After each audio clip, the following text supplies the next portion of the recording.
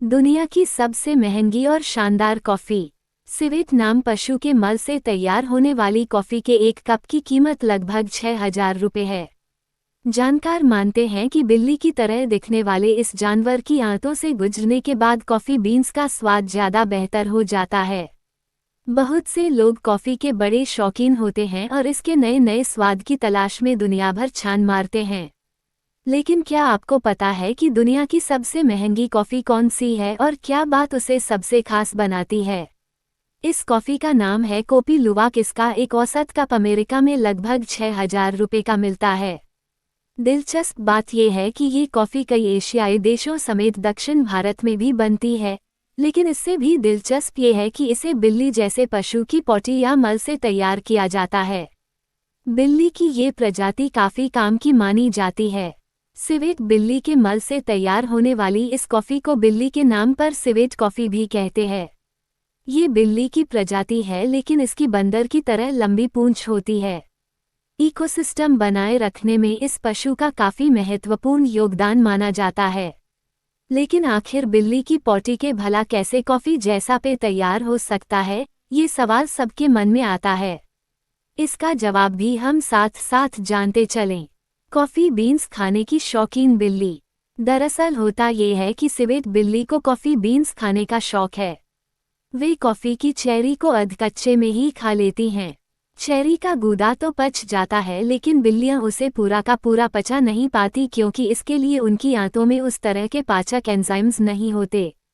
ऐसे में होता ये है कि बिल्ली के मल के साथ कॉफ़ी का वो हजम न हो सका हिस्सा भी निकल आता है। इस तरह से बनती है कॉफ़ी। इसके बाद उसे शुद्ध किया जाता है। सभी तरह के जर्म से मुक्त करने के बाद आगे की प्रक्रिया होती है। इस दौरान बीन्स को धोकर भूना जाता है और फिर कॉफ़ी तैयार होती है। अब सवाल ये आता है कि बीन्स को बिल्ली के मल से ही लेने की क्या ज़रूरत?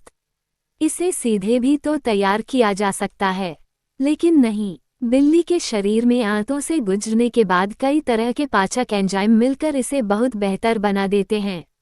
यहाँ तक कि इसकी पौष्टिकता भी कई गुना बढ़ जाती है।